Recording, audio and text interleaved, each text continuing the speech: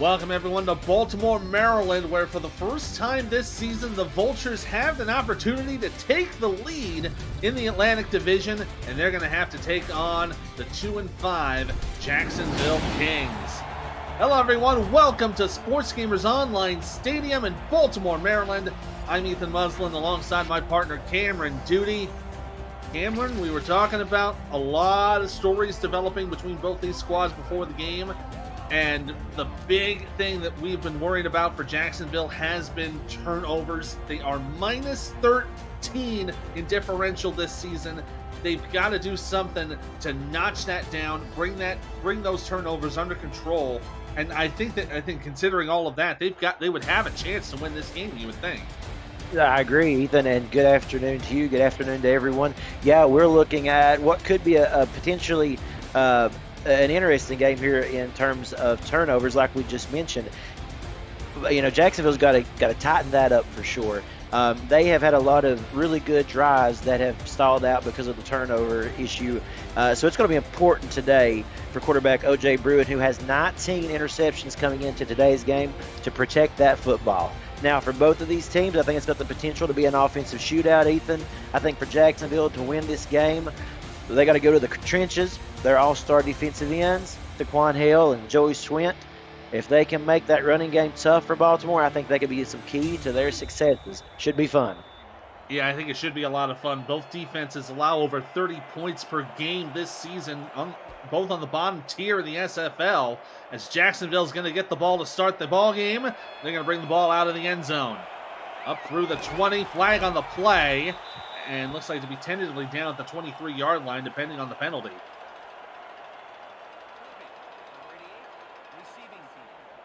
And that's going to push the ball back a few more yards. They'll bring it back to the 11-yard line. And there's a clipping call made on the Jacksonville special teams. So that'll put O.J. Bruin to start his squad on the 11-yard line. Already tough field position here in the opening drive. Bruin will start with two receivers left, two tight ends. Bruin to pitch it out left. This is Sean Sanders, the running back, staying on his feet for a little bit and gets for about 4 yards to bring it up to the 15-yard line. We'll introduce the rest of this Jacksonville offense. Two quarterbacks for Jacksonville. The main one is O.J. Bruin. Secondary is Kenny Slider. Halfbacks are Sean Sanders and the rookie Shepard Vicarian. Fullback is Jay Ballmer. Wide receivers, David Gears, Joe Beasley, Kingston Ellington, and Connor Weston. Tight ends, Jim Copeland Jr. and Talon Steele. Undrafted rookies on the line, Brendan Ryan and Marcella Martin. And there is Shepard Vicarian. There's that secondary running back, pushing ahead up to about the 25-yard line. Gets about 10 yards for the first down. Yep, exactly, just like you mentioned. It's really interesting. We talked about Baltimore having the running back tandem there that they have. Well, Jacksonville as well with Sean Sanders and Shepard Vicarian. Going to be really interesting to make sure that this offensive line gets a good push, gets these guys out and running. Could be key to their offensive game today if they can get a big day out of them. Yeah, both of them are very even in production as well. Sean Sanders just over 400 on the ground. Pass here up the middle is completed to Connor Weston. Another first down. Great pass for 15 on that play. It definitely was, Ethan. And, you know, looking at where they started this drive at, you know, being able to move the ball a little bit and get themselves some breathing room and allow O.J. Bruin to go to work, you know, those are the things that he can do when he has time and he's not pressured. You know, he can really deliver some nice passes, and he's got some good receivers, Connor Weston being one of them. Yeah, and Bruin does very well through the air. He's 8th in the league with 1,600-plus yards of completions. And 13 touchdowns, puts him 4th in the league overall. It's been those interceptions that have been the trouble. Two receivers for 1st and 10 in the I formation. Bruin to throw against 5 on the rush. He'll get it away just in time. Talon Steele was the intended target. It is broken up by Elijah Warfield. We'll introduce that Baltimore defense now that we have an opportunity to. On the line, Joe Duncan, Al Walker, Ralph Leopold, the rookie, and Nate Brown and Saron Yates IV. Linebackers are Frank Smith, Keenan Samuels, and Alvin Mack. Corners, Ben Stackenpaper, Enzo Bolt, Marvin Himes, Elijah Warfield. Safeties are Giovanni Bolt and Troy Loshaw. Split back set for second down. Bruin's going to run around. Oh, and he runs right into Keenan Samuels for a loss of 5. Oh, he came up almost unopposed on that play. That'll set up 3rd down and long. Yeah, pretty much. I mean, you could take a look at that, and you can say that he had a little bit of blocking, but not much. Poor O.J. Bruin just got the brunt of it there. You know, Sean Sanders trying to do his best, but basically that's like trying to stop a locomotive. What a hit, and could derail this drive. Sack number 14 against O.J. Bruin so far. That puts him at the bottom of the league for most takedowns. Rush up the middle here for 3rd and long. Bruin has a man up the middle, going to get taken it to midfield for Ellington. So it'll be good for 13 yards, but no further, and they'll have to force the punt. Yeah, it did a good job to try to get close to the line of scrimmage there. But again, a really nice job on defense there of Giovanni Bolt. He was just waiting, watching the play develop, and come up and made the big-time stop when it mattered.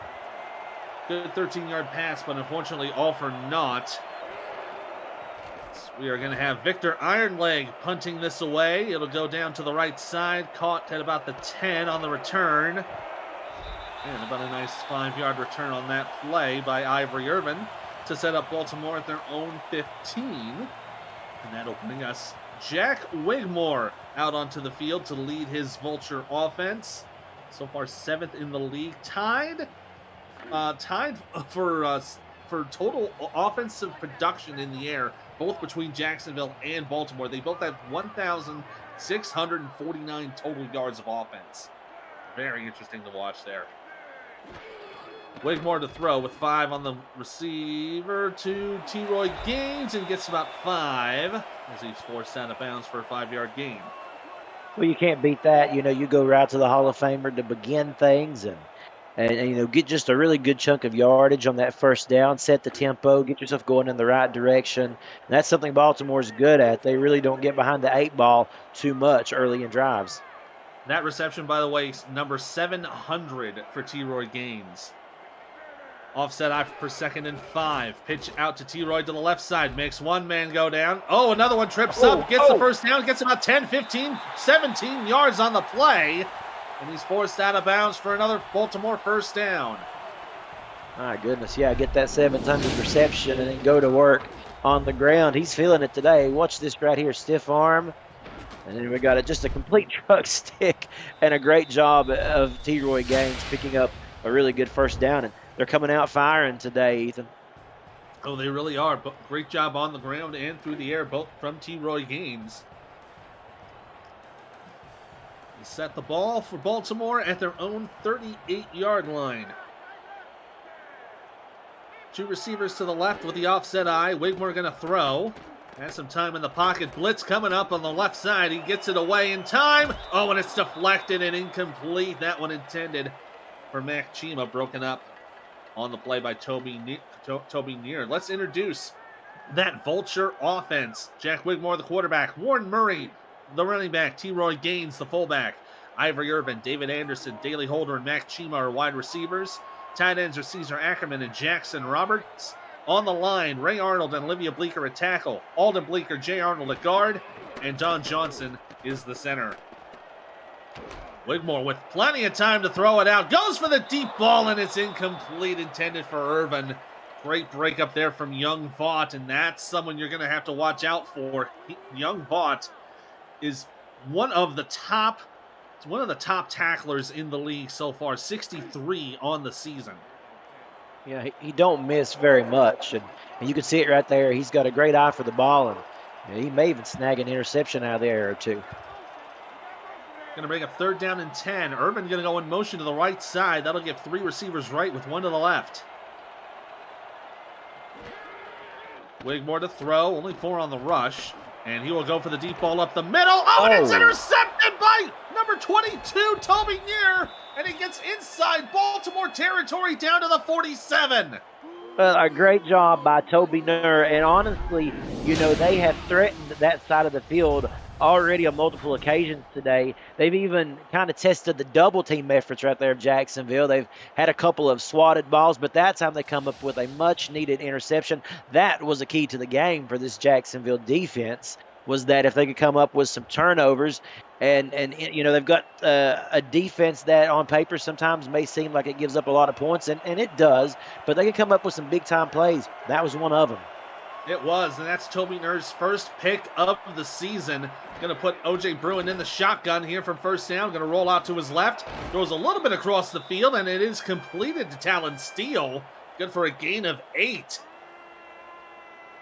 Yeah, that was good. A good job right there by the big man Talon Steele, and you know that is going to change the complexion of this game. The mentality, it's going to really pump this offense up for Jacksonville. Really get them fired up. I feel like coming off that interception.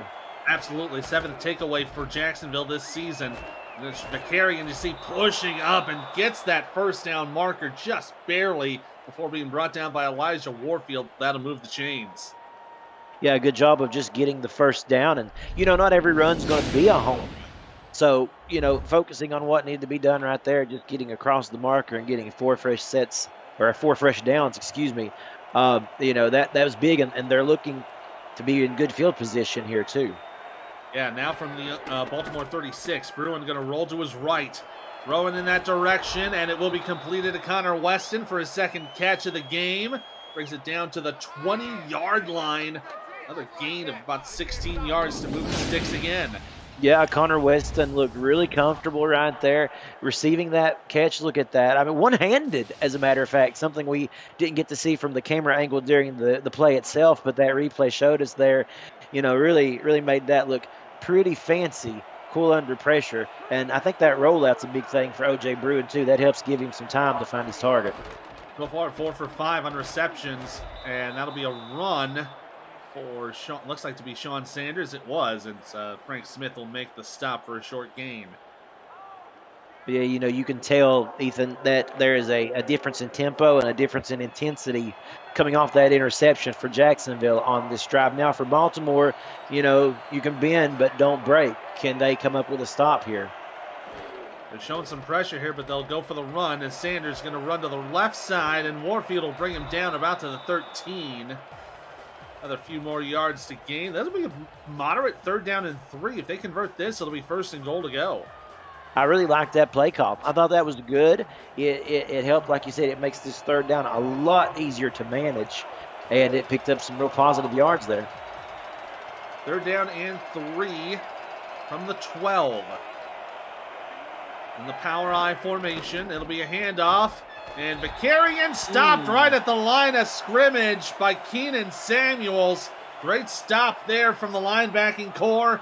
And Jacksonville looks to be forced to kick the field goal. Yeah, and that could be a difference in this game. We talked about that Baltimore defense stepping up and making the stop. I think for today's game, it is imperative that Jacksonville can get in the end zone as much as possible. Absolutely. So that'll bring out the field goal unit. It'll be Jordan Bradshaw. Up and on the way, and it is good. That makes him 9 for 9 on the season. And that will complete that 7-play, 35-yard drive to make it 3-0 Jacksonville. Aerial coverage of today's game brought to you by Dags Droneworks. Aerial photography and videography services for real estate, events, marketing, and more. You can learn more at dagsdroneworks.com. DAGGS droneworks.com. Baltimore to get the ball. They're going to be taking it just inside the end zone. This will be brought out by David Anderson, who hurdles over a man and gets down to the Baltimore 29-yard line. Great profit on the kick return. Yeah, really good return right there. Sets them up in really good position. And if you are Baltimore, you got to be feeling pretty good that off of that interception, they only come away with 3 points. Wigmore so far 1 for 4, so 25% on the completion. That will change, but kind of surprised how they've tested that double coverage over there on the right side this far. Yeah, it's still early in the game. Wigmore still has plenty of opportunities. T-Roy going to take the run up the middle, and he will be wrapped up and brought down for a gain of 7. Young Vaught there on the tackle. Yeah, and like you said, early in this game, trying to get the tempo set. Like you said, you will expect those numbers to change from Wigmore for sure. You know, to me, going to the pass as early as that is shows that they've got great confidence in this offense and ready to test this Jacksonville defense. Yeah, this Jacksonville defense very good in the trenches. Third for sacks and 1st in tackles for loss. Wigmore with twins to the left. He'll pitch it to the right for Gaines, who will get the first down. Stiff arms one and gets wrapped up from behind by Alex Bond, and that'll be right at the 40-yard line for a first down. Let's introduce that Jacksonville King defense. On the line, Taquan Hale, Forrest Dalton, Joey Schwint, and Logan Gardner. Linebacker of note is John Martin in the inside. Toby Nurr, Nathan Nurr, Roy Towers are your corners. Young Bernard Gooden, John Patrick Levine, Tika Clay, and Alex Bond are your safeties. And that was a run up the middle for no gain, as that one is stopped by, said John Patrick Levine. Yeah, good job on defense right there, stopping that. I tell you, when we talk about the trenches for Jacksonville, it's very critical. We highlighted it earlier. If they can keep this running game for the most part tamed, it could be big for them. And they push it up the middle. This will be Warren Murray getting his first handoff. And he'll push for about 5 on that play. That was a very intense trench battle, and Baltimore probably just very lucky to get away with 5. Yeah, they really were. For a couple of moments there, it looked like that was going to be stopped right at the line of scrimmage, so able to come away with something there. That was fun watching. Yeah, that's going to be a very intense battle right there in that line. 3rd down and 5. Daley Holder going in motion to the right side, being pursued by Vaught. Wigmore to throw, facing 5 on the rush, gets it away just in time. It will be completed to Mac Chima, down into Jacksonville territory, down to the 35. Well, when in doubt, find Mac Chima. That's a topic of discussion that happens quite often here in Baltimore. Look at Wigmore step up and throw just the perfect pass, a great delivery right there. And Mac Chima, you know, an 8-season vet here and a former All-Star coming up with the big reception. He's good at that. He comes up with a lot of big plays when they need one. Yeah, that one going for 19 yards. Brings it inside enemy territory, and he will go in motion to the left side. They'll have 2 receivers that position, 1 receiver to the right. We're closing in on about a minute to go here in the first quarter. Wigmore with 5 on the rush. They find it. The block has time. Pressure. Will go up the middle, and it's incomplete. Thrown into a little bit of coverage there, as it was intended for Ivory Irvin. Boy, it was getting tight quarters right there for Wigmore, as that Jacksonville front that we have already talked about so often and that we're really paying attention to today was beginning to close in, and I think it had an impact on his delivery of that pass.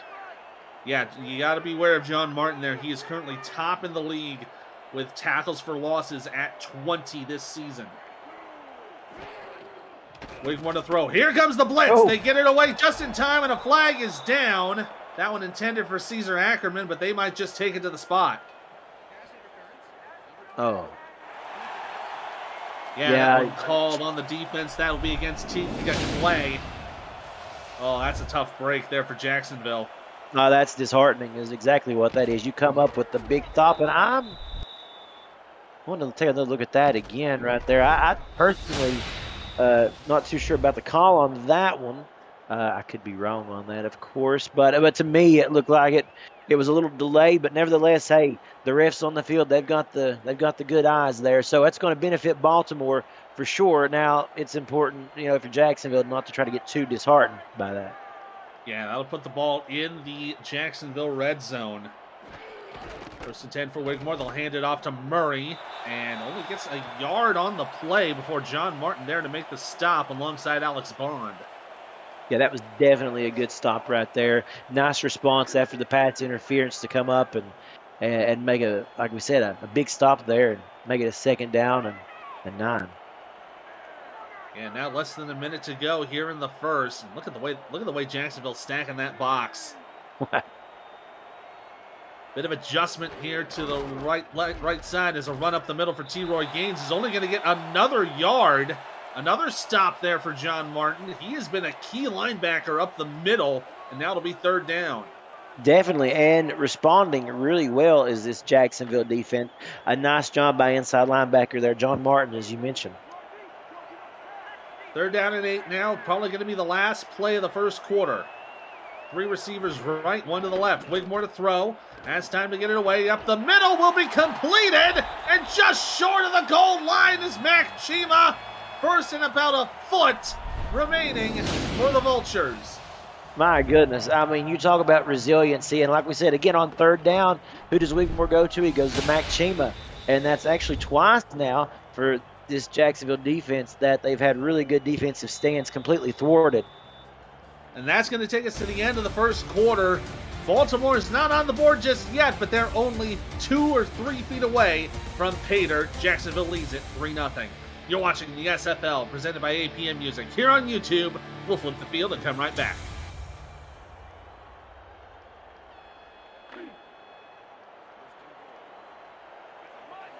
Here we go, second quarter about to get underway here in Baltimore. Ethan Muslin and Cameron Duty here on the call this afternoon. It's first down and goal to go for Baltimore. They're just inside, and it'll be T-Roy Gaines going outside and just scoring into the end zone. Touchdown, Baltimore! Well, they made that look easy there once they got down to the goal line. That's a great offensive line that you have right there in Baltimore. You know, big guys pushing the pile, and just a good play call, too, sending T-Roy there over to the left side. And for a moment, it looked like Jacksonville was going to come up and be able to get the stop, but the big man, T-Roy, there shrugs it off and walks into the end zone for 6. So that defensive drive marred by the big pass interference penalty changed the entire complexion of it. Yeah, it does. That caps off the drive.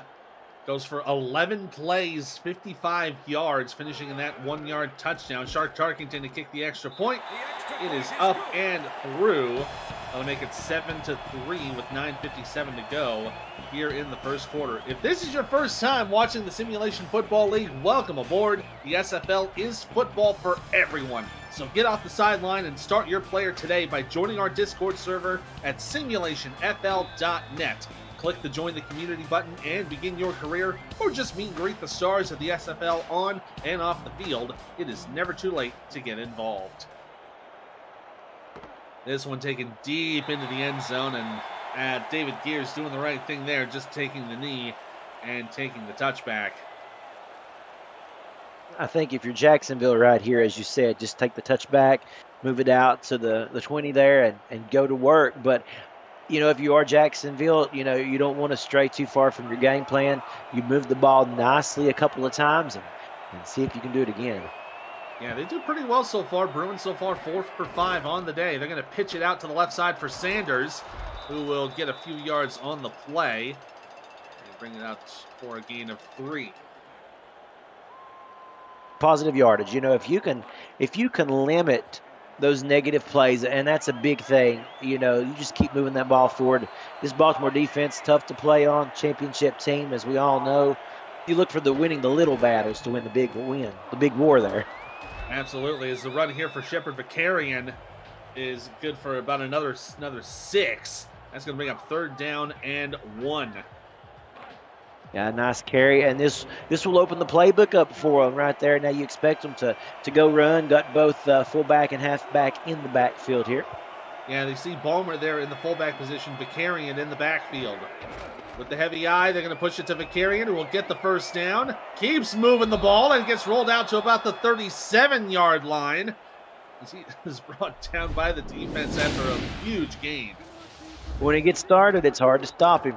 And that's just a prime example of it right there. Took 2 guys to really wrangle him up. So, yeah, that was a really good play call. I thought it was great to utilize the Balmer there and help open the holes for Vicarian. Tackle that was made by Ben Stackenpaper for note. 1st and 10 now for Jacksonville. Split back set. And they are going to put Talon Steele in motion. They're going to put him into the slot position. Bruin to throw, gets away from the pressure and throws it, and it's intercepted! Picked off by Frank Smith right at the Jacksonville 48. That's what we've been worried about. Bruin throwing those picks. That's not what you want to see. Not what you want to see at all. And, you know, you got to credit a lot of it to that pressure that was coming right there off of the edge. Bruin really rolled out into it. We saw that happen a couple times. It hit him for a sack earlier, and then right there the pressure got to him again, and he made a very inerrant throw, and Smith was waiting to snag that one.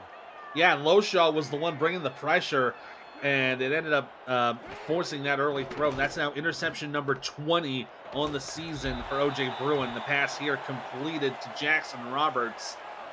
He'll get a couple of yards on that play. Yeah, I mean, like you said, that's the thing we've talked about, and that is the most important game point of this game, in my opinion, is you got to limit those turnovers.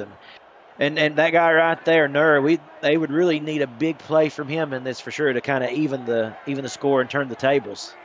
Yeah, and Martin and Vaught have done their job in passing deflections as well. As the pressure comes up the middle, it'll be a quick pass to Daly Holder, who will be brought down to the 32-yard line. Nice gain on that play of about 12. Yeah, indeed, a very nice job right there. A really good play. I like that as we watch the replay. That's quick tempo. Just what, a three-step drop, and then, good job by Holder to reel that one in. Definitely Jacksonville's defense was not set for that one. Yeah, absolutely. So far, Chima, 35 yards and 2 receptions on the day. On 3 targets. That 19-yarder earlier in the game, the longest. Run up the middle for Warren Murray is going to get about 6. Great push there as Martin was there to make the stop. But boy, Murray's been winning this battle on the ground so far.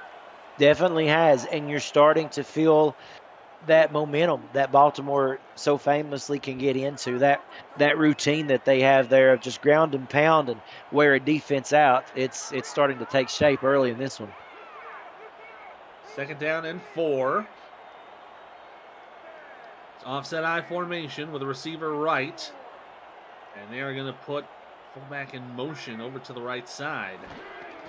Wigmore going to pitch it out to T-Roy Gaines. He's going to get pushed right at the line. Gets just enough for the first down. He's just outside the 20-yard line. And a great run for T-Roy to put him over 40 yards on the day. T-Roy liked contact. That's just all they are to it. T-Roy is one of those guys who he feeds off that first hit. If they don't get him on that initial hit, he's harder to bring down the second or third time. Press set it down from the 22. Wigmore going to throw, facing a little bit of pressure. He'll get it away, and it'll be completed just shy of the first down. Mac Chima making the grab for 9.5. Bring up 2nd down in inches. And a big day already from this guy right here, Mac Chima. We've called his name early, and we're a quarter and a half through just about, and he has already had a really, really nice day. Yeah, already 44 yards on 3 receptions, averaging about 14 2/3 on the day. Fullback in motion to the left side. They're going to pitch it out to T-Roy Gaines. Oh. Whoa! Oh, man, John Patrick Levine just got posterized as T-Roy Gaines runs it in for the Baltimore touchdown. My goodness, it was, I mean, that looked like something straight out of a WWE video game or something. I mean, just obliterates the man out there on the outside. That was John Patrick Levine, as you mentioned, and T-Roy was not to be denied. My goodness, that will be on the highlight reel for sure. Oh, yeah, that will make it to the highlight reel. Puts T-Roy Gaines to 50 yards on the day with 2 touchdowns. Capping off a 6-play, 48-yard drive as the extra point from Tarkington is up and through. And make it 14-3 with 6:06 to go here in the second quarter. For all the league highlights, photo galleries, major and minor league stats and leaderboards, community content, and so much more, check out the league's website at simulationfl.net, presented by Football Shift. Stay up to date and explore our past, present, and future. Gear's going to take this out to about the 20, up to the 25, and will stay on his feet to about the Jacksonville 28-yard line. Let's take a quick look up at Buffalo with a game break. Cam, what do you got? Thank you, Ethan. Every time you count Queen City out or think they're dead, maybe not this season. Trellis Blanton to a wide open Doug Spelling. A little showmanship there at the end, too, and Queen City leads Canton 17-3, just starting the third. Back to you in Baltimore. Thank you, Cam. That's a good sight to see. You always look, Queen City has had their struggles over the past couple of seasons, so it's good to see them up on top in that game. 1st and 10 for Jacksonville at their own 28. Bruin facing a lot of pressure here. He'll get it away, and the flag is down. Let's see what this one might be. I feel like this one might be defensive there. Yeah, they're going to get them for interference, looks like. Yeah, that one's called on Alvin Mack, so that's going to be put right at the Jacksonville 43-yard line. Let's take a look at this one. Yeah, right Oh, there yeah, it is. that is clear as day. Kingston Ellington, the intended receiver. Yeah, Mack just got right in the way of his route. Yeah, Matt kind of trying to roll a pick there, and like one of those old classic basketball moves you'd see there along the inside part of the court. But probably didn't mean to be intended for that. But nevertheless, so Jacksonville gets a big break here. Yeah, very nice break here as they move up to their own 43. Offset I, 3 wide receivers. They're going to hand it off, and it's Sanders caught in traffic, and it'll be a tackle for a loss of about 1. Nice defensive play there for Baltimore after the penalty. Yeah, a really good job right there of Baltimore responding there. And like you said, Sanders just got called up in the backfield and make it 2nd and long now. From the 42, they'll go back to that 3-wide set with the offset I nickel package for Baltimore. Bruin to throw, facing pressure. Oh, and he's brought down! Loss of 8 on the play for Al Walker, who comes down with the sack. Yes, he did. Al Walker, 6'3", 286 pounds, a 3-time All-Star, and laid the hurt right there on O.J. Bruin, who's having a tough second quarter here, man. That's really going to set them back quite a bit there. Now they have to go to the air, and that's been kind of a difficult issue for them this past couple of weeks. First sack on the season for Walker. Bruin going to look for the throw. Has time to get it away. Rolls to his left. Has the deep ball, and it's complete to Kingston Ellington for the first down. Wow, what a great way to respond. Yeah, my goodness. What a great job there, Ethan, as you mentioned, Kingston Ellington. Nice job of getting open, and a good job of OJ. Like we said, he's had a tough second quarter with that pick and the quarterback sacks that he's had to deal with, but a nice job of being resilient there, keeping this drive alive, because this is a big drive for them, Ethan. Absolutely. They got a score here to get within a score. And that 27-yard pass is going to be a big play. Bruin going to check this one down to Sanders, who has room to run. Gets to the first down, gets to about the 25 for a 15-yard gain. And now suddenly, Jacksonville in scoring position. Yeah, one play can change it all. We were just talking about how they were going the wrong direction. One beautiful pass, and then take a look at this screen right here. I think this was just what the doctor ordered. That was a perfect play call for them. Just slinging it out there to the flat and letting Sanders do what he does best. Yeah, so far, O.J. Bruin just a few yards shy of 100 yards passing on the day. And they're going to go 3 wide to the right side. As you see Jay Ballmer in this 3-point stance, they're going to hand it off to Sanders on the pitch. And they get about 4 as he's brought down around the 20-yard line. And as we said, a very important drive because you got to keep pace with this Baltimore offense when they get out front like that. It's good to get some points on the board. You know they're looking for that end zone for sure, but right now in scoring range, don't turn that ball over. Come away with some points here and try to draw closer to them. They're going to hand it off to Vicarian this time, and it'll be another 3-yard gain as he's wrapped up in the middle of traffic. Now 3rd down and 4 inside the Baltimore red zone. Yeah, what do you do here in this 3rd down and short situation? Your running game is starting to get fired up a little bit. If it's me, maybe looking at one of those little screen plays, those little check downs that's worked so well for him. Yeah, that last one to Sanders worked really well, and 1 for 15.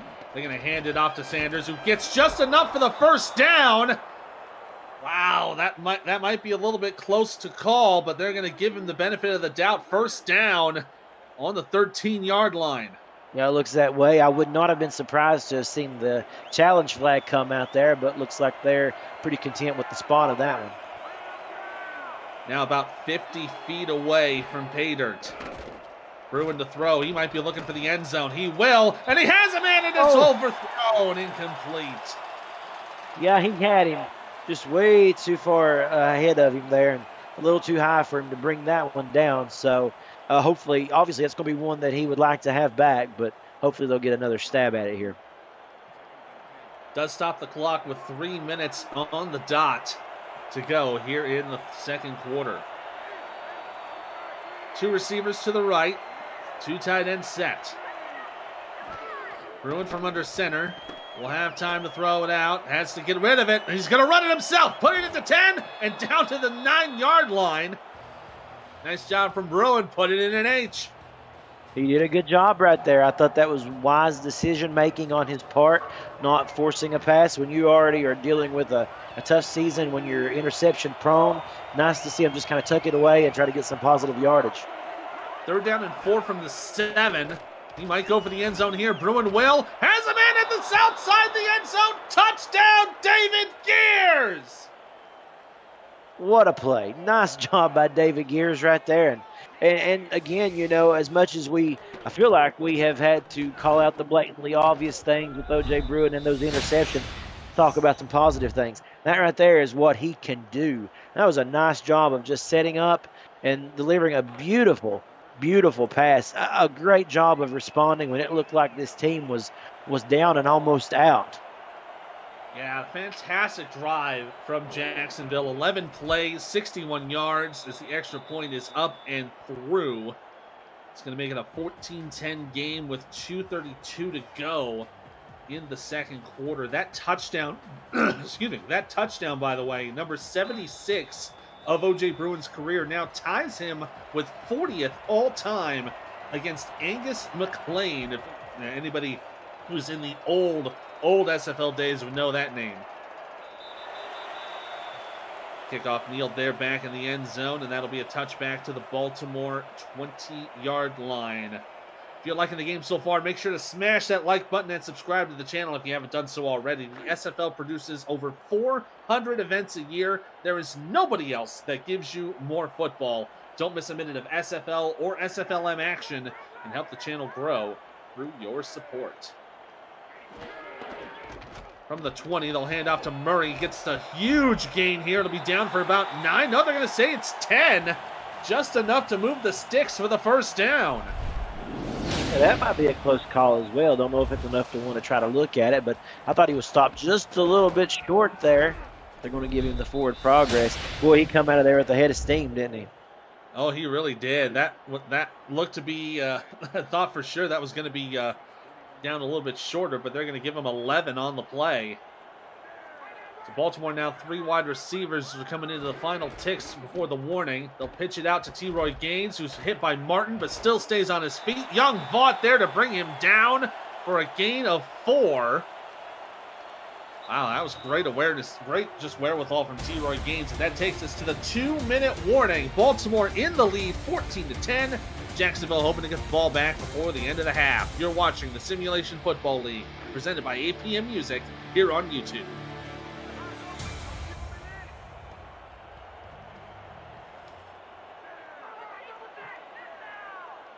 Here we go, 2nd down with 2 minutes to go here in the second quarter. Jacksonville starting to stack the box a little bit here. They might be looking for the run. And it will be a run up the middle, and Murray will just barely get anything. Excuse me, that was Gaines making the run. John Patrick Levine on the stop, and now it'll be 3rd down for Baltimore. This has still been one of the most interesting aspects of this game, as we talked about that fight in the trenches, and for the most part, you can say Jacksonville has done a pretty good job of maintaining. Yeah, they've only allowed 79 yards of offense on the ground so far today. Wigmore to throw, pressure coming, they'll get it away. Wide open receiver from Mac Chima, gets it into Jacksonville territory as he's down inside the 45. Yeah, and now you're going to start seeing that Baltimore offense there start to pick up the tempo, and, you know, they're going to use this last minute, 20-some seconds to their advantage.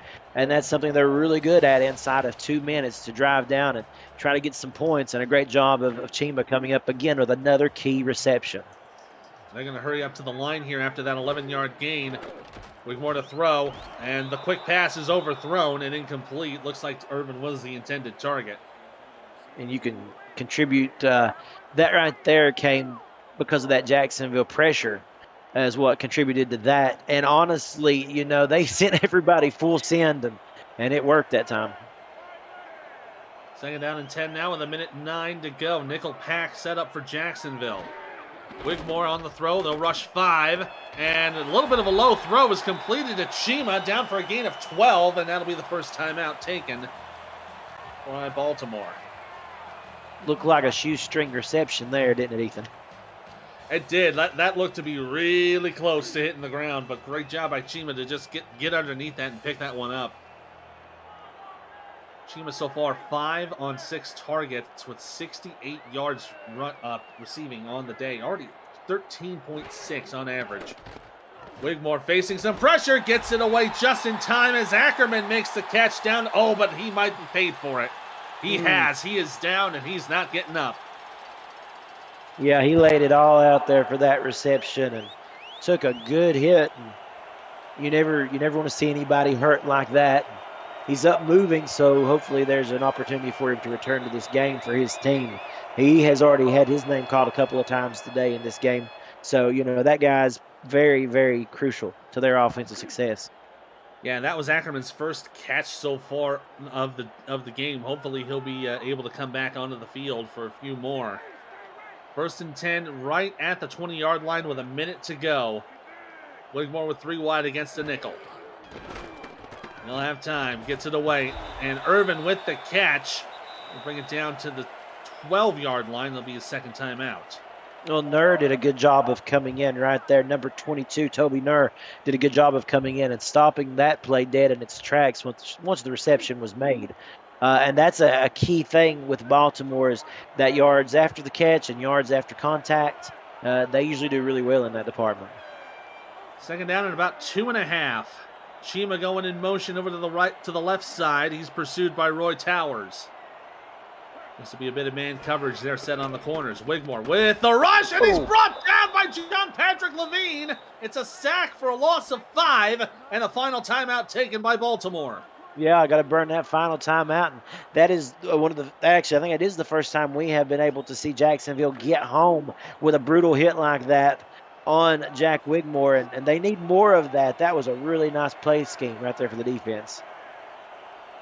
Yeah, that is sack number 10 against Jack Wigmore this season, and the first sack of the season for John Patrick Levine.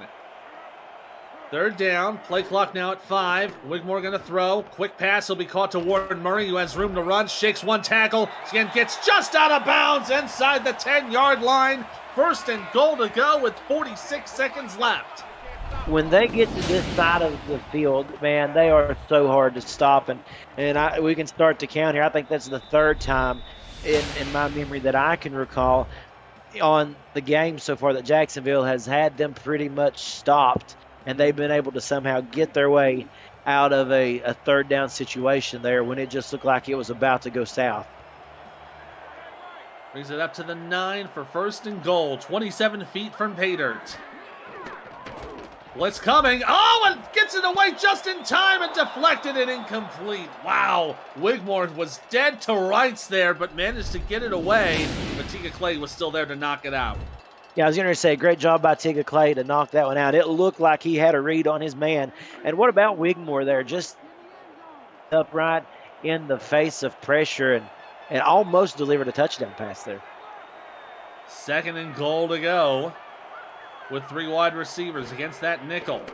Wigmore on the throw. Has it. Oh, and another deflection. It's incomplete. Another one this time by Roy Towers. Now 3rd down and goal. That's right. A good job by the rookie right there, Roy Towers, and trying to test him a little bit there. That Baltimore offense was, and he rose to the occasion. Be 3rd down and goal. They have not moved from that 9-yard spot since they've entered it. 4 wide receivers in the 2-and-2. Wigmore back to throw. Gonna check it down. Murray goes to the right side. He will be pushed out of bounds at the 5, maybe around the 4-yard line. Going to bring up 4th and goal to go. This might be time for Shark Tarkington, and we do see him on the field. Yeah, exactly. And I must say, for Jacksonville, a nice job of being aware. It's 3rd down. You don't have to come in and make the coffin nail tackle there. Just get him out of bounds. They did a good job cornering him and sending him out. Tarkington to hit this 21-yard attempt. Bit of a bobble snap, but it is up and through. That'll make it 17-10 with 31 seconds to go here in the 1st half.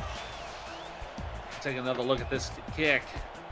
Yeah, especially on the bobble snap. A nice job of regaining composure there and setting that one up. A good kick by Parkington, as you mentioned. You know, this has been a really good game so far, Ethan.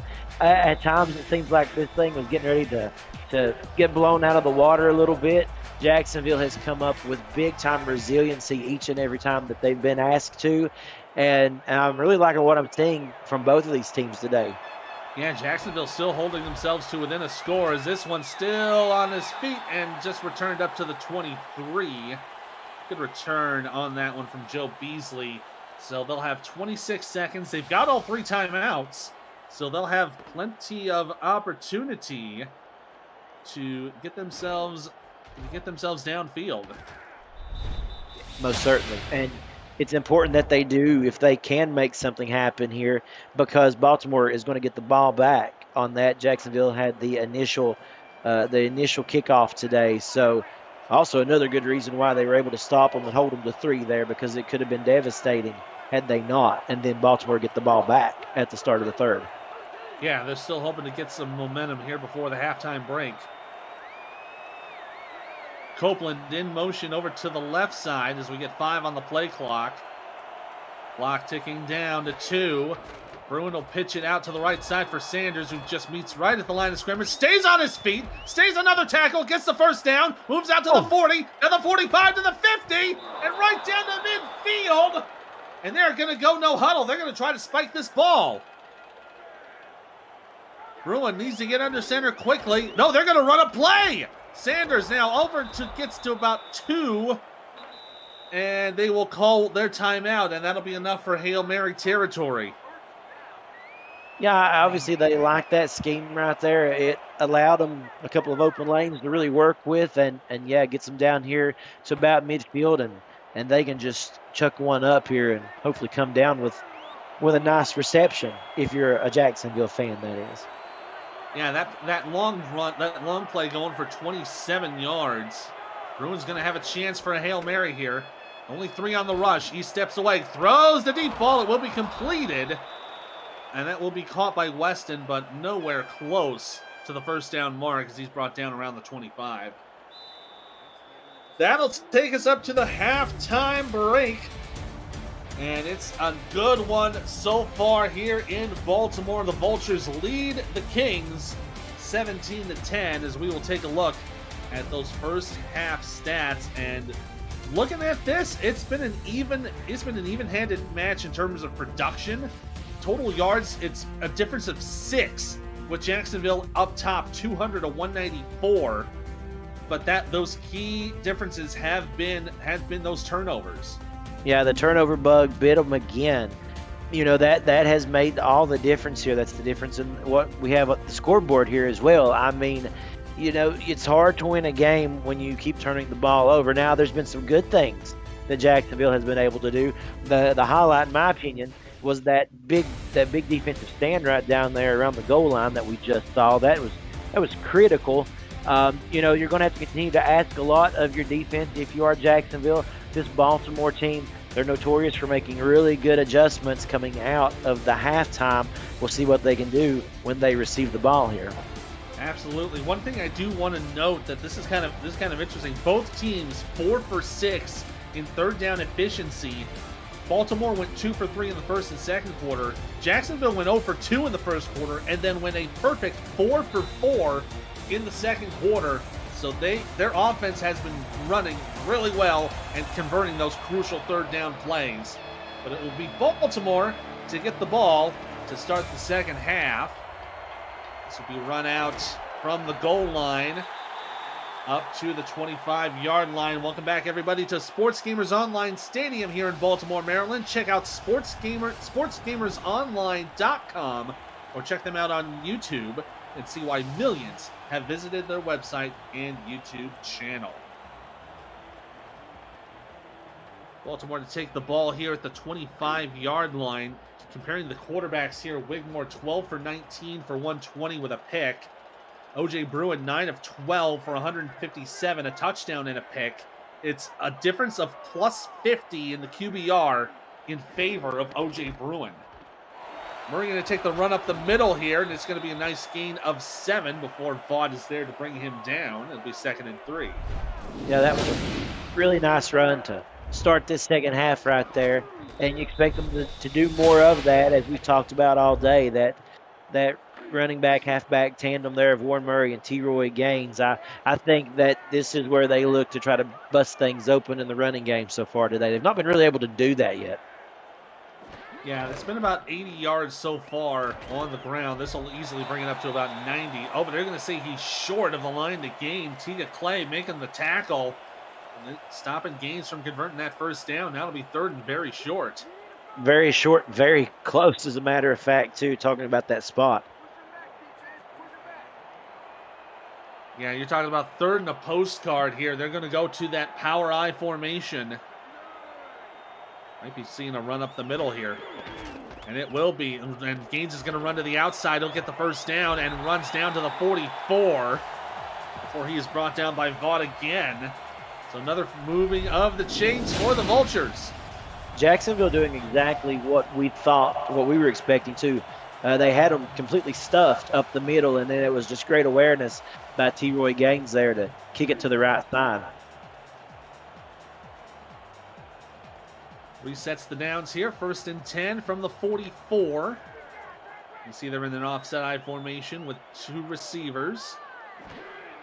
Wigmore going to throw. It's going to have a little bit of a delayed blitz. Going to check it down. It will be completed. Oh!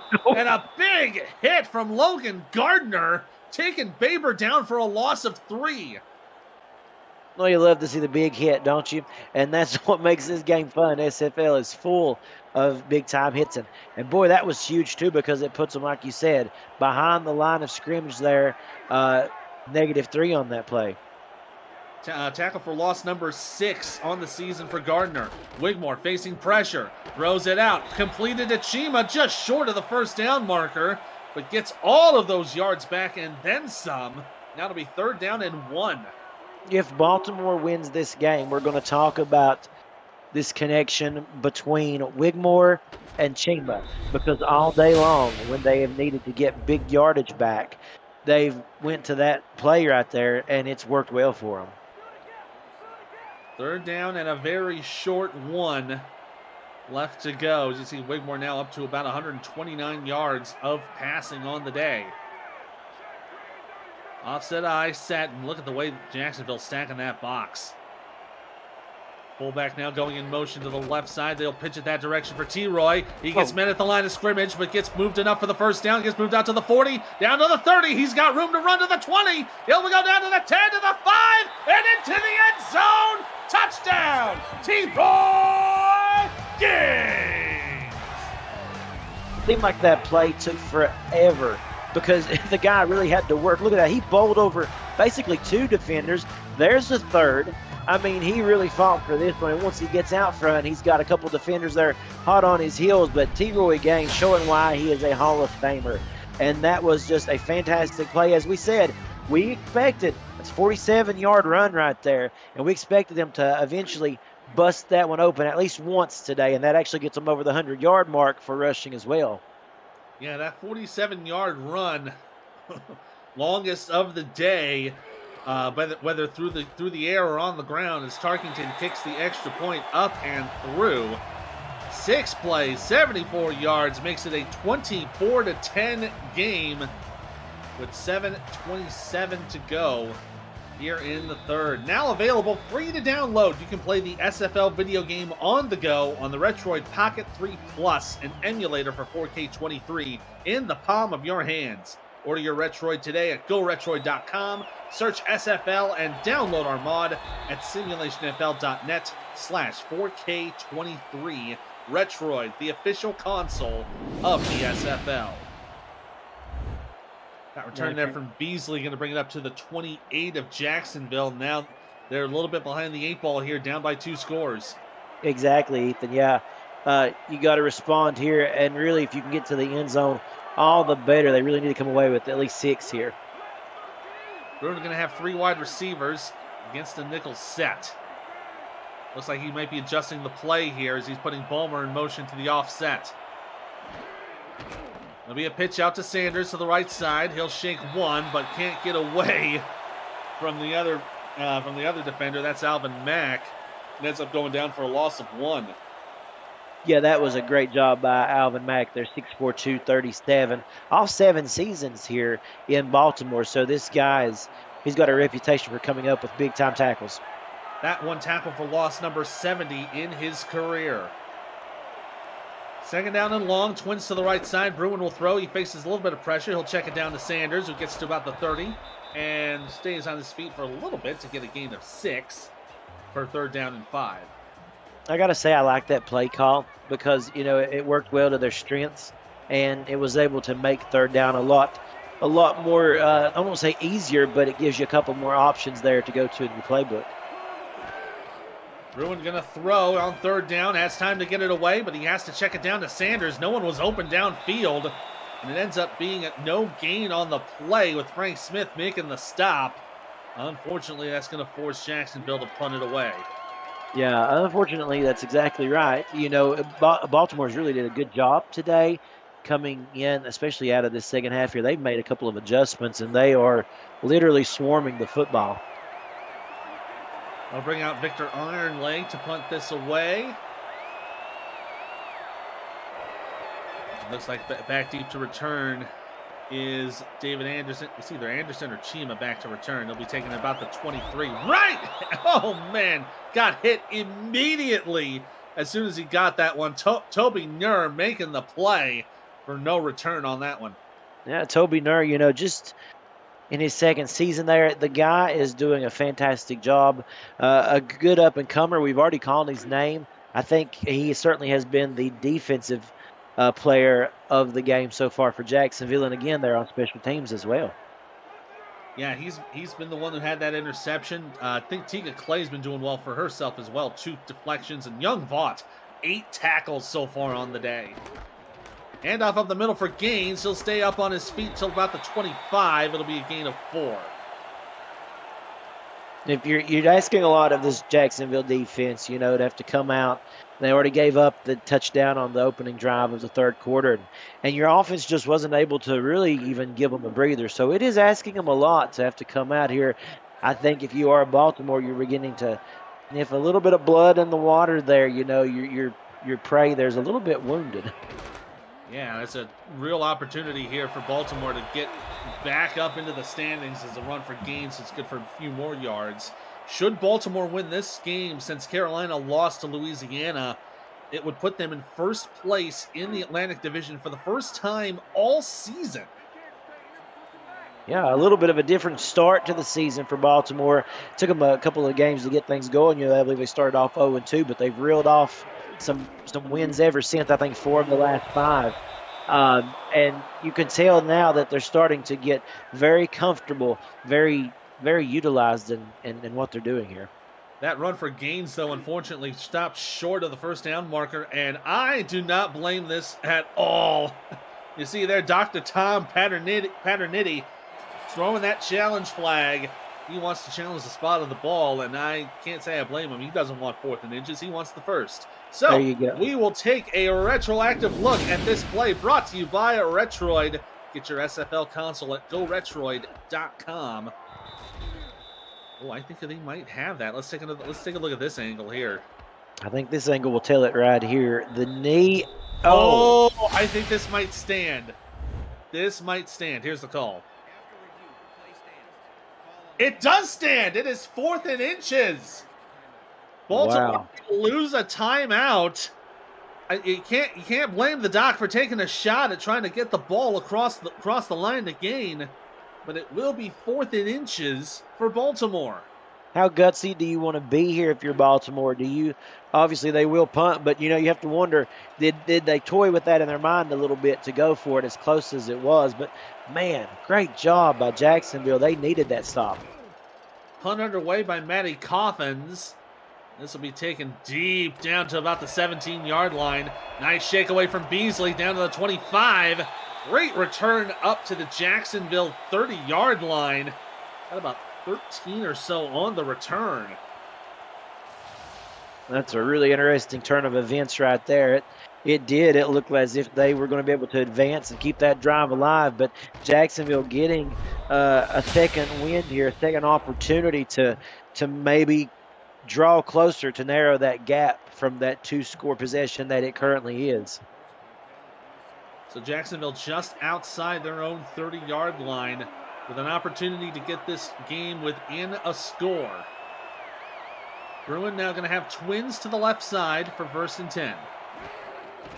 Going to pitch it out that direction for Sanders. And staying on his feet, rolls down for about 7 on the play. Looks like Frank Smith was there on the tackle.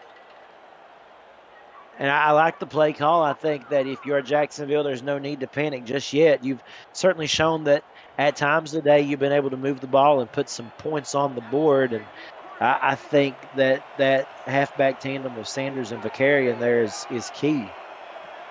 They're going to go to the heavy eye here for 2nd down. Handoff to Vicarian up the middle will be good for the 1st down, just inside the 40-yard line. Just enough for that 3.5, maybe 4 yards to move the chains. And Ethan, you can only benefit from the more you run that ball, you continue to get 1st downs, you continue to open things up a little bit. That's going to make the passing game easier for O.J. Bruin. They'll go to twins right this time for 1st and 10. Now at the 42, pitching out that way to Sanders. Couldn't get much blockage on that play as Frank Smith makes the tackle for a loss of 1. No blocking there. It was evident pretty early on in that play that Baltimore had that one pretty well snuffed out. You see the stats there for Frank Smith. 6 tackles on the day. He had that interception. He's been having himself a good game. Top tackler for Baltimore's defense. Bruin to throw. We'll check it down, and Sanders in trouble again, but he only gets back to the line of scrimmage before being brought down by Ben Stackenpaper. Bring up 3rd down and long for the Kings. 3rd and long, and they got to go to the air. Baltimore knows it as well, too, so expect some pressure to come here and knowing what they expect, and here comes the crowd getting into it, too. Yeah, the Vulture faithful getting loud here. 3rd down and 11. Blitz coming up the middle. Bruin has a man up the middle. Will be completed for a 1st down. Kingston Ellington catches it beyond midfield and gets inside Baltimore territory. We talked about Chima coming up with big-time receptions when it mattered. Ellington has been able to do the same for his team there. That was a really nice reception, and Bruin doing a nice job of delivering a laser right there. You could tell they knew they needed that one in the worst way. He brings it up to the 45-yard line for a gain of 14. Bruin to throw again on 1st down. Throwing out to the left side. Has a man open. It's Connor Weston, who cannot evade the defender as he's brought down to the 15-yard line. That was a nice play. Really good play call. You saw him go more to the middle of the field in this game. That seems like that's been really their bread and butter in the passing game, but a nice job right there along the sidelines. Weston just did a good job of getting wide open, and then after that, it was all up to Elijah Warfield to bring him down. Yeah, Warfield had to chase him down. I think maybe a little bit more cardio in mind for Connor Weston to try to bump up that speed. Maybe give himself a little more room. Bruin to roll to his left, looking for the end zone, and it's incomplete. Went to Weston again, but it was broken up that time by Giovanni Bolt. Yeah, Weston looked to have that right there momentarily, and then Bolt was able to come in and just deliver a terrible blow to him. Ends up breaking up that play. I can't blame Bruin for wanting to go to the end zone there. 2nd and 10. 2 receivers left in the offset eye. Looks to be a nickel pack set up for Baltimore as Weston's going to go in motion to the right side. Warfield setting up for the next receiver. And it'll be Stackenpaper setting up against Weston. 5 on the rush. Gets it away just in time. Weston wide open and into the end zone for a Jacksonville touchdown. Well, they knew how important that this drive was to their chances of winning this game, because you get an opportunity, you come up with a big stop, your defense literally plays it all out there on the line. And as the offense, you want to come out and you want to make a big-time response, and there they do. That was a fantastic job right there. A great job, a 14-yard touchdown reception by Weston. And let's give Bruin some credit, too, right there. A good job of protecting the football in that drive and delivering some really nice passes. So far, Connor Weston over 100 yards receiving on the day. 2nd best offensive producer between both of these squads, as the kick is up and good from Jordan Bradshaw. will make it 24-17 with 1:59 to go here in the third quarter. The best of SFL Week 9 includes Vancouver heading to unbeaten Fort Worth today at 6:30 p.m. Eastern, and a rematch of Minnesota and Indianapolis Sunday night at 9 p.m. Eastern. For the full 13-game Week 9 slate, head over to simulationfl.net and set alarms on your YouTube to be sure you don't miss any of the action, as that kick will be knelt down by David Anderson for the touchback. Okay, so this kind of changes the scheme of things now. Baltimore, as we said a couple of times in this game, have been able to kind of, put their foot completely on the throttle and pull away, but Jacksonville has been able to respond. If you're Baltimore now, what do you come up with? All you got to do is just keep it a 2-score game. You would have to think Wigmore with time to throw will go for the deep ball for Chima, and it's broken up in double coverage, incomplete. There you go. Good job in double coverage right there. This defense of Jacksonville, as we've talked about, they are averaging, 30-plus points a game. But today, right now, they've been able to limit this Baltimore offense, this high-flying Baltimore offense, to just 24 through about 3 quarters here. So that's pretty good. Yeah, they're on pace to probably get them about 33, 34, as this will be a check down to T-Roy Gaines, who will get out of bounds at about the 25. We'll set up 3rd and 5 to go for Vulture land. Yeah, and again, you hear the crowd start to get into it a little bit there, wanting and knowing that for Baltimore, they need to come up with a big-time conversion here. Do you look towards Mac Chima once more if you go pass? I think you got to go run here, but we have seen them go to Chima a lot in third down situations. This could be either way here. They got 3 receivers, and T-Roy's in the backfield. Wigmore to throw. They'll check it down to T-Roy, and he's met at the line of scrimmage, stays on his feet, and will push himself out of bounds short of the first down marker. And that is going to be no doubt about it. He was short of that line to gain. He was, and now let's take a look at this. 2 straight drives that have come down to just... And Dr. Tom's going to challenge this again. Wow. Oh, boy. He really wants that first down. This is going to be his second challenge of the game. If he doesn't get it, he's going to be 0 for 2 on challenges today. So let's take another retroactive look at this play presented to you by Retroid. Get your SFL console at GoRetroid.com. I think this might be a bit of a no-doubter. Let's take a look at the angle here again. Oh, yeah. Yeah, that is no doubt about it. Let's hear the call one more time. And it does stand as called, so no more challenges. Another timeout burned by Baltimore. They will be down to 1 timeout remaining, and we've still got a minute and change to go here in the third quarter. Yeah, let's hope they don't need them. Hey, Jacksonville, again, as I was saying right before that, they have responded with 2 big defensive stops. It's come down to a matter of inches and challenges, by the way, both times, but their defense has responded well. So another punt underway for Matty Coffins. This will be fielded at about the 23-yard line by Joe Beasley. He'll bring it up to the 30. That is the second consecutive punt of the game for Baltimore. And the second punt overall for Baltimore in this entire game. The defense of Jacksonville has just done a really nice job of making some adjustments, getting a little better pressure up front, to be honest with you. I think that's made a difference, and they're just playing hard right now, really playing good for those Kings fans. Yeah, so far Bruin doing very well for himself, 15 of 19 for 222 yards. So far on the day, they're going to pitch it out right to Sanders. Evades 1 tackler from behind the line of scrimmage. Stays on his feet to the 35, up to the 40. I think he got just enough. No, they'll say he's short. Just short of that line to gain, so it'll be about 9 3/4 for 2nd and inches. Sanders is one of those guys, we've talked about it before. When he gets out, there's a little bit of room to run. He's a tough runner, and ground and pound, that epitomizes Sean Sanders. He's having a nice day, and you can see after the hit is where he's gained a lot of that yardage. Yeah, about 4 yards in total production before getting hit, and then the rest of it is all after. Handoff up the middle for Vicarian. He's going to step outside just enough for the first down. He'll be wrapped up around the 43-yard line. Going to move those chains for Jacksonville once again with the tackle from Frank Smith. We're going to have an intriguing into this third, heading into the fourth right here, with Jacksonville looking to be moving the football. I think we're going to have an exciting climax to this game, my friend. We were anticipating a shootout, and I think this might be what we're looking for here is a run for Sanders up the middle. Only going to get a couple of yards on the play with Joe Duncan making the stop. We'll bring up second down as we are slowly ticking our way down to the end of the third quarter. Don't think they'll get this play off in time. There we go. 3 down and 1 to go. Time for some fours, 12, 68s, and 86s. We got an exciting quarter of football coming up. Baltimore leads Jacksonville 24-17.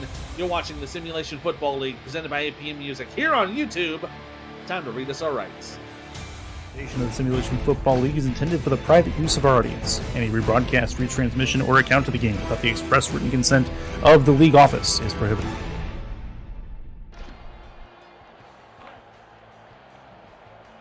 And here we go. Final frame of this game about to get underway. Ethan Muslin, Cameron Duty here on the call today. Declan O'Rourke and Frank Goodenhout doing the stats, making us look fantastic. We always appreciate your help, guys. There's a run for Vicarian, going to go outside for a first down and a little bit more. So he ends up getting about 14 on the play.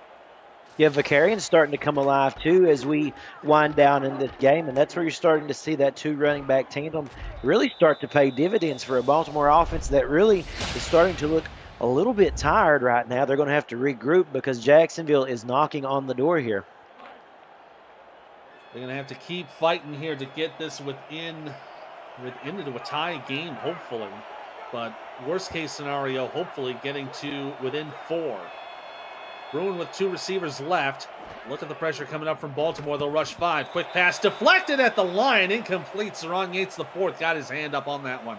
Yeah, exactly. Sharon Yates, we were talking about the defense needing to step up and make a big play to just kind of stop this offensive progression that Jacksonville has been showing the past couple of plays here. They're just moving the ball, making it look kind of easy, and that may slow things down a little bit.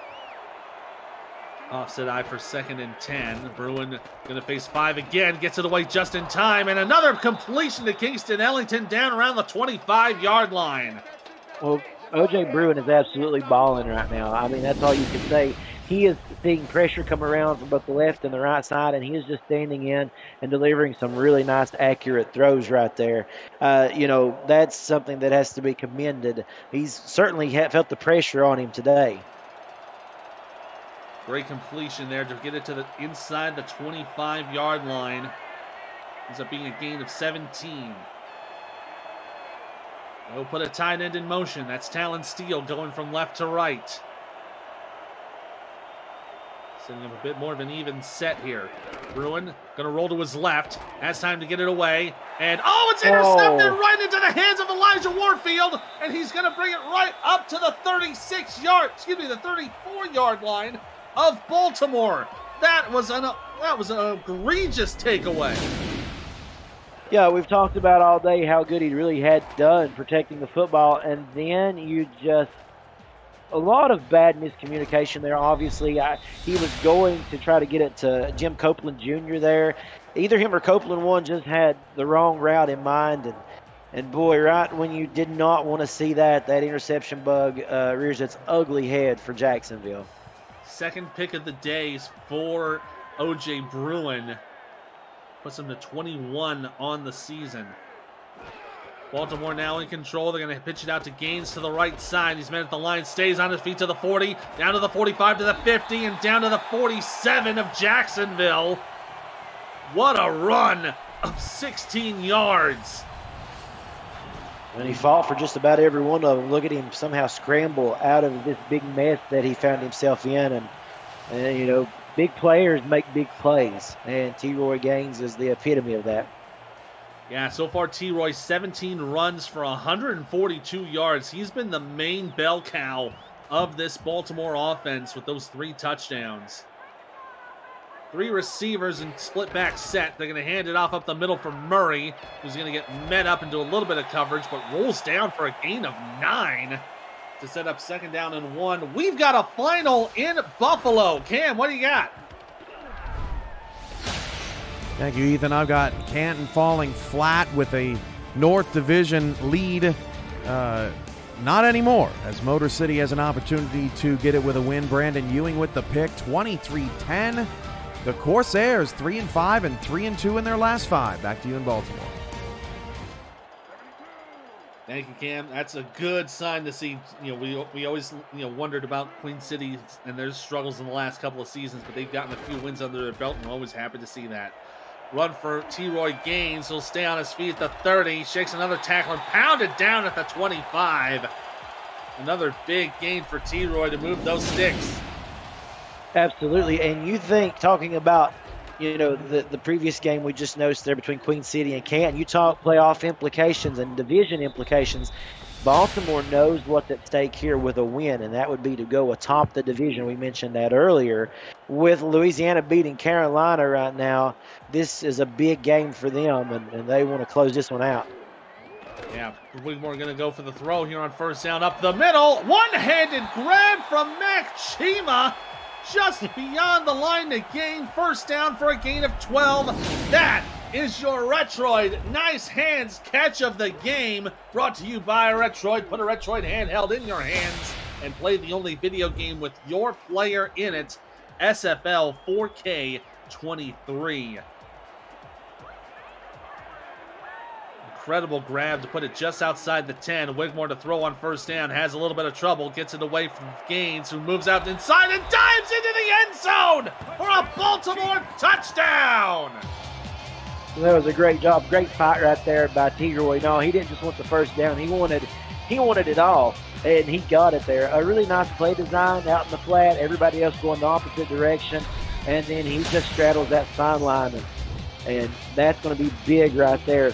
A great 11-yard touchdown dive for T-Roy, and that is going to be a huge implications there for Baltimore. Yeah, fantastic drive. 5 plays, 66 yards, and Starkington to kick the extra point is up and good.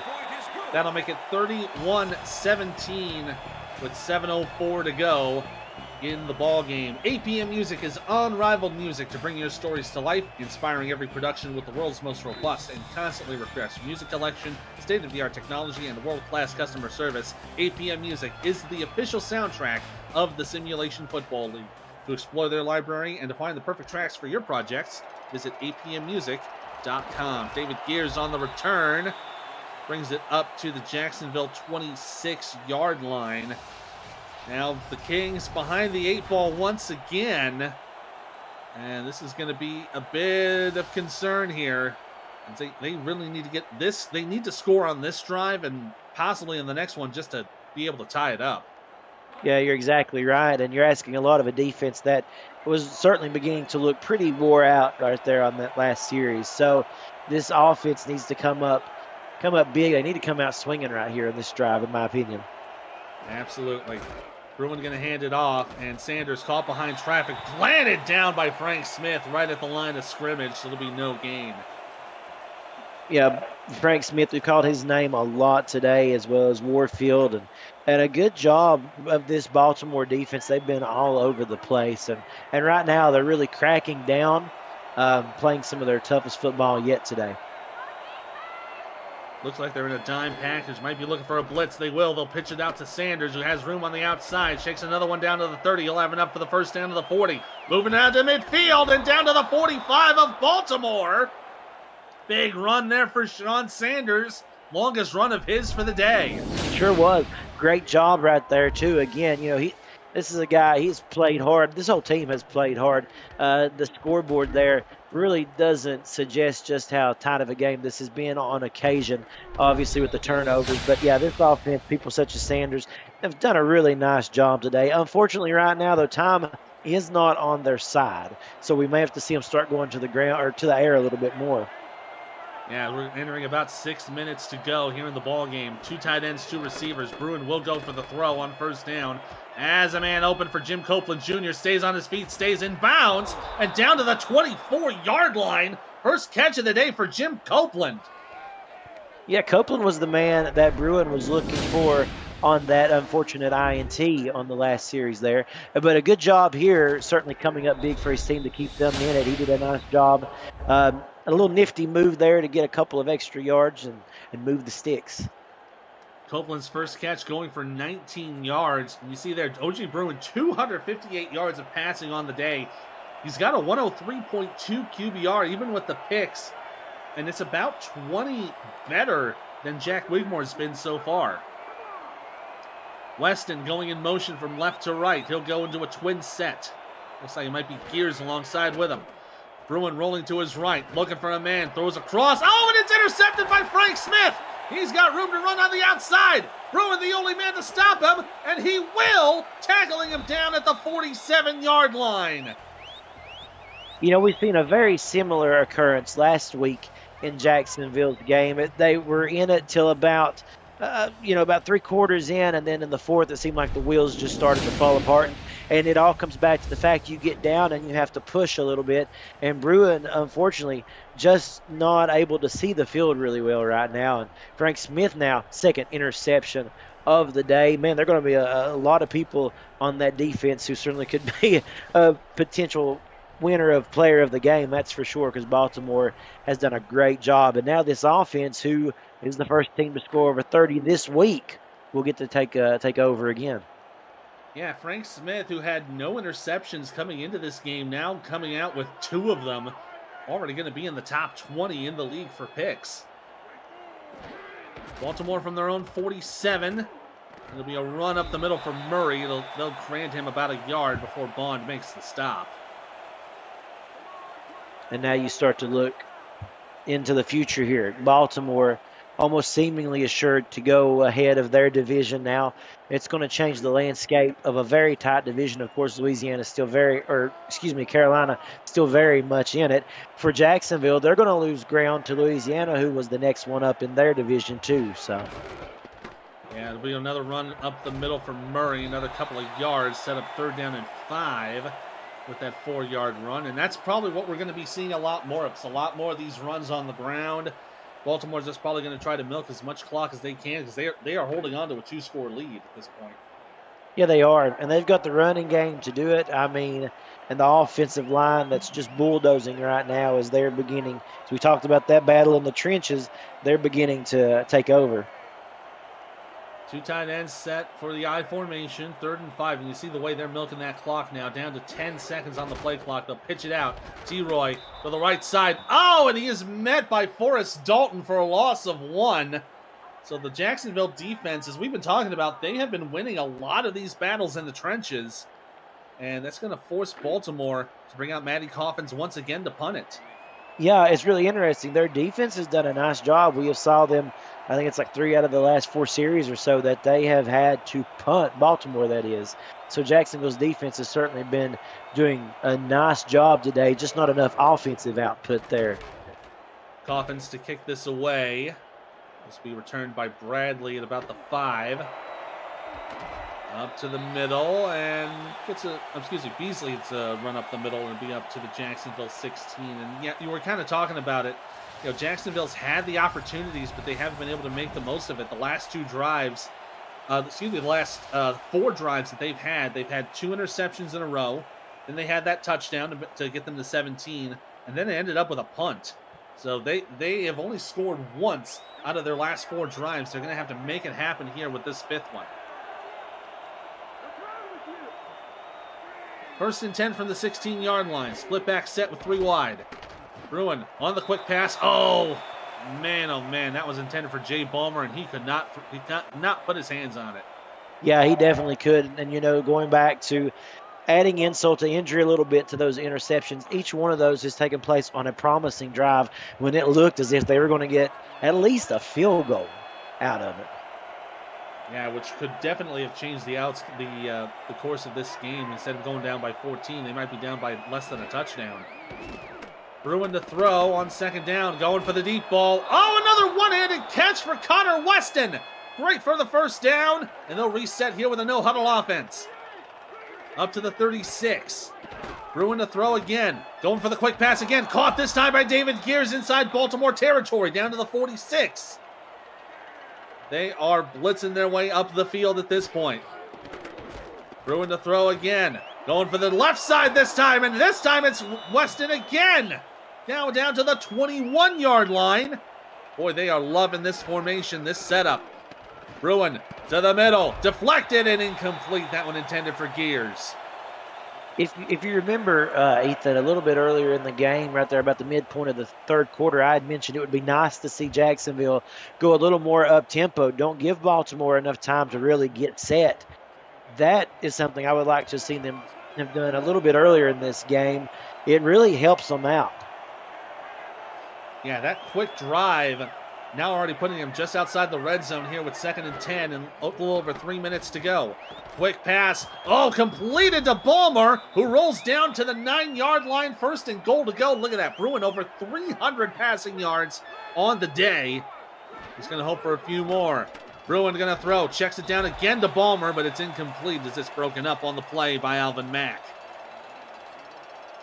Yeah, it has just worked for them for whatever reason there. That when I think what it is like I said, it doesn't give Baltimore a lot of opportunity to set up and really get a read on what they're trying to do. And when you're down like that, I know it's good to want to try to keep it simple with the check downs and things like that. That's worked for you, but still. 2nd and goal to go. Bruin from the shotgun. Going to go for the quick out, and it'll be a penalty flag on the play as the catch from Beasley was made. But they might just take this. And this will be a face mask penalty, so that'll put it to the 1-yard line because that will add more yards to the play. So now it'll be 2nd and goal to go at the 1.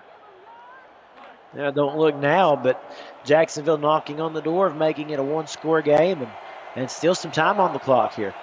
Yeah, only 2:51 left to go. They'll have an opportunity to make it a 1-score game if they punch this in. Bruin from the shotgun with 3 wide. Sees the pressure, throws out left side, and it's caught for the touchdown! Connor Weston gets the Kings to within a score. Man, you talk about resiliency. I mean, that's just great. There's been a couple of times in this game, and you would have felt like they were just ready to pack it up or turn off the lights and go home, to put it that way. But Jacksonville has not stopped grinding. Connor Weston there, that was a great pass and a nice job of Weston there to turn his body there to where only he could get it, and good job of Bruin putting it right there too. Weston having a beautiful game today. Wow. Yeah, 150 yards of receiving for Weston on 8 receptions, averaging about 18.9 per catch as the kick from Bradshaw up and through. Going to make it 31-24 with 2:48 to go in the ball game. Let's see if Jacksonville goes for the onside kick here, and they will. I can't say I blame them for giving it a shot. There it goes, and it goes right into the hands of the receiving team. So Baltimore will take control in Jacksonville's 36-yard line. This week we're back at it on Monday night for Vice Wars. 3-4 Vegas heads to 3-4 Denver for a crucial battle for playoff positioning. Kickoff for that game is 8:15 Eastern. This week in the SFL will be at 7:15 Eastern. In Week 10, we've got our first flex. Arizona Scorpions will welcome the Portland Fleet in prime time on October 2nd. Don't forget, those all times are Eastern, and the next Monday Night Spectacular coming to the SFL YouTube. Baltimore with a chance to make this a 2-score game once again. Wigmore going to hand it off to T-Roy, who's caught in traffic. He'll get met right at the line of scrimmage. No gain on that play with John Martin making that stop. And you know, this is a huge drive right here. I don't mean to be completely obvious, but the fact is, if Jacksonville can get a stop, before this, of course, coming up to the 2-minute warning here, if they can get some stops in, that's going to help them out. That's going to be like kind of an extra timeout for them, if you will. If they can batten down the hatches here, they've still got some life. Yeah, chance they'll have to get this play off, so there will be one play before the warning. 2 tight ends set. Ivory Irvin going in motion over to the left side. 2 on the play clock. 1 on the play clock. They get it off just in time. Gaines going to get men at the line of scrimmage. Still moving. Still moving. Gets the first down to the 20, to the 15. Stays on his feet to the 11-yard line. What a huge gain for T-Roy as he got met at the line of scrimmage and turned it into a fantastic gain for 1st and goal. Yeah, let's just take that whole scenario I just served up and throw it out the window. T-Gain says, no, we're not going to do that today. Great stiff arm right here. And take a look at this. Well, I mean, just literally makes 2 defenders miss. And the guy still wouldn't go down, fighting for that yardage there. And Baltimore really helping seal their fate right there. That was a nice play. Takes us down to the 2-minute warning here in Baltimore. Vultures hoping to notch this one and go to 5-3 to help lead the Atlantic. You're watching the SFL presented by AP Music on YouTube.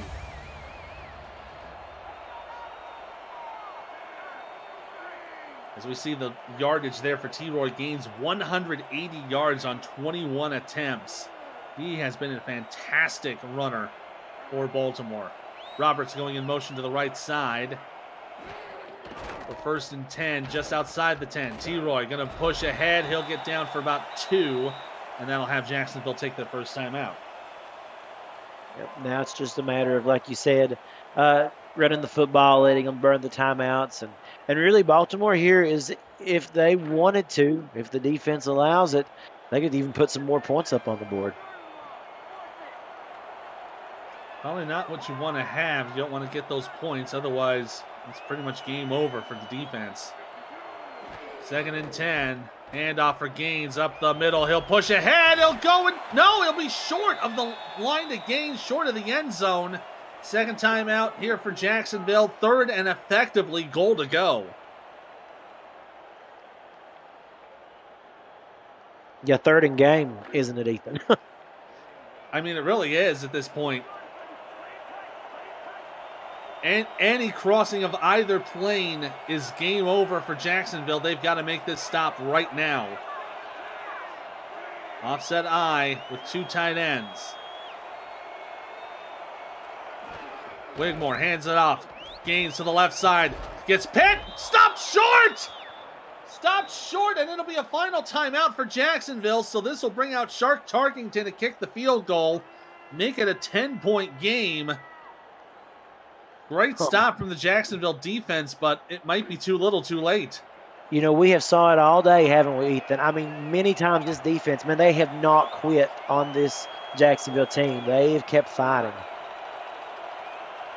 So this will be a 17-yarder, basically a chip shot for Tarkington. It is up, and it is good.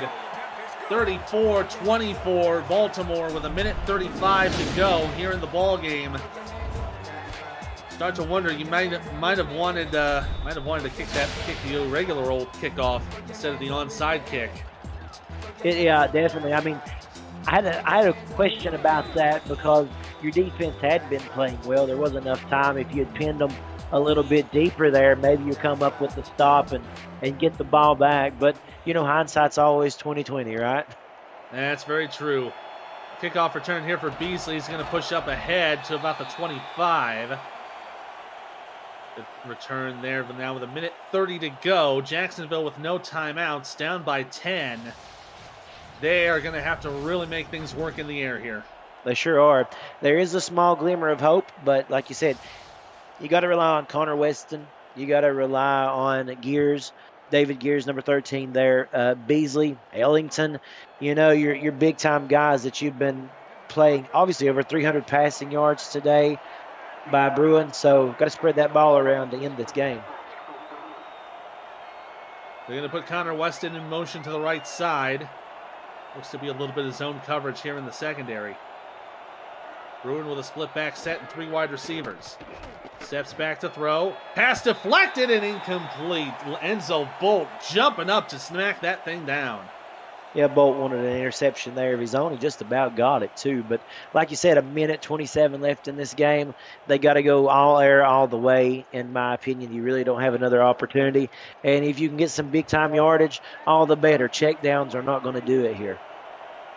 Yeah, and we haven't heard a lot from Kingston Ellington. 4 receptions for 71. That's their second best receiver of the season so far. Bruin on the deep drop. Going for the deep pass. It's tipped and incomplete again. That one intended for David Gears, but it is broken up by Frank Smith. Well, Frank Smith, he's had a day, hasn't he? I mean, what a day that guy's had. Yeah, he really has. Great overall effort there from Frank Smith. 10 tackles, 1 deflection, 2 interceptions. He is definitely the defensive player of the game for Baltimore. Ellington in motion to the left side here for 3rd and 10. They're going to have 2 and 2. Bruin to throw. Only 3 on the rush here. Going to have time. Going to go for a shovel pass. Quick pass up the middle for Sean Sanders. It'll bring up 4th and 2 with Bolt making the stop. Yeah, right now, you want to see a little bit of urgency out of Jacksonville right here. I know it's 4th down, but like I said, you got to try to conserve as much time as possible if you do have a hope at getting in the end zone once more. Quick snap here for Bruin. Has a man and out of the way. It's incomplete. That'll be a turnover on downs. Joe Beasley was the intended target, but he was smothered in coverage. Yeah, and like you said, that will do it. The play never really was set up right. Oh, okay. So looked to me like there was a little bit of a issue there on the route. He went inside and Bruin threw it to where he thought he was going to be, and that's how this game will end for Jacksonville. Yeah, Jacksonville will turn it over to Baltimore from their own 33. Baltimore going into victory formation. Just got to kneel the ball 2 times, and that will take care of business for them. So Baltimore now going 5-3 with the loss from the Skyhawks. They will take the lead in the Atlantic Division, as we said, for the first time all season. That's going to be an interesting little development there as the Vultures are finally back on top there. Jacksonville, unfortunately, going to fall to 2-6. They are now on a 5-game losing streak, but they will have the bye week coming up next week to give themselves some time to recuperate, some time to rest. Their next opponent, though, will be at home against DC. Baltimore's next game next week will be at Charleston, and that should be an exciting matchup because Charleston will be looking to get themselves into the division hunt as well. There is the final knee to take care of the ball game. So far in this matchup, Baltimore winning this one will put it at an even 3-3. This is also the first time since season 12 that Jacksonville has even been to Baltimore, and the first time that Baltimore's defeated them on their home turf. That will do it for us in Baltimore. Final score, Vultures 34, Jacksonville Kings 24. Great effort from the Kings, just trying to get themselves back into this ball game. Just could not get anything going. Those turnovers, as we talked about in the start of the show, was the key factor there. Those 3 interceptions from OJ Bruin. It was, Ethan. It was the talk of the whole week leading up to this. Could they control the turnover battle? And they just couldn't do it. That was how so many points off of turnovers actually came. As we can see right there, 14 points off turnovers. And it really was the telltale sign in this game. Players balled out. Like we said, Bruin there, he had a pretty decent game except for the interceptions. But T-Roy Gaines for this Baltimore team, my goodness. If we're going to go with the player of the game, that's what I'm going to go with, man. I mean, 4 total touchdowns, 3 running, and 1 reception, 189 yards on the ground. It's hard to go away from that. A lot of good players. Let's give a nod to Frank Smith right there, obviously. He could have easily, on any other day, maybe have been the player of the game. But you got a 4-touchdown day from T-Roy. That's who I'm going with. Baltimore starting to surge along here. Yeah, I'm with you there. T-Roy gets the nod here for player of the game. He got that Al Bundy special, scores 4 touchdowns in a single game with 189 yards on the ground, 25 in the air, 213 yards total in offensive production. Fantastic job for T-Roy. That'll do it for us here at Sports Gamers Online Stadium. For my partner, Mr. Cameron Smith, for my statisticians, Declan O'Rourke, and Mr. Frank Gooden, our commissioners, Cameron Irvine, I'm Ethan Muslin. Baltimore wins it again, 34-24. More SFL action coming up on YouTube. Don't want to miss it.